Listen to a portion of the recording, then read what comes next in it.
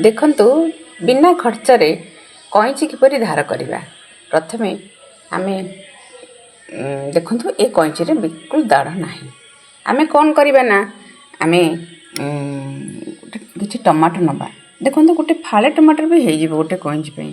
ତାପରେ କିଛି ଏଥିରେ ଆମେ ବିଟ ଲୁଣ ନେବା। ବିଟ ଲୁଣକୁ କଇଁଚି ସହିତ ଲଗେଇ ଟମାଟୋକୁ ଆମେ କ'ଣ କରିବା ନା ଘଷିବା। ଦେଖନ୍ତୁ କାଟିକି ଗୋଟେ ଚେନାରେ ବି ହେଇଯାଉଛି। ଦେଖନ୍ତୁ କିପରି ଟିକେ ଅଳ୍ପ ଟିକେ କଇଁଚିରେ ଆମେ ଲଗେଇ ଦେଉଛେ ବିଟ ଲୁଣ, ତାପରେ ଭଲସେ ତାକୁ ଘଷି ଘଷି ଘଷି ଘଷି ଘଷି ତାକୁ ଧାର କରିବାକୁ ପଡ଼ୁଛି। କେତେ ସୁନ୍ଦର ଭାବରେ ସେ ଧାର ହେଉଛି, ପୁରା ଚକଚକ ହେଇଯିବ। ତାପରକୁ ଆମେ କପଡ଼ା କାଟିଲେ କାଟି ହେବ, କାଗଜ କାଟିଲେ ବି କାଟିବ। ଦେଖନ୍ତୁ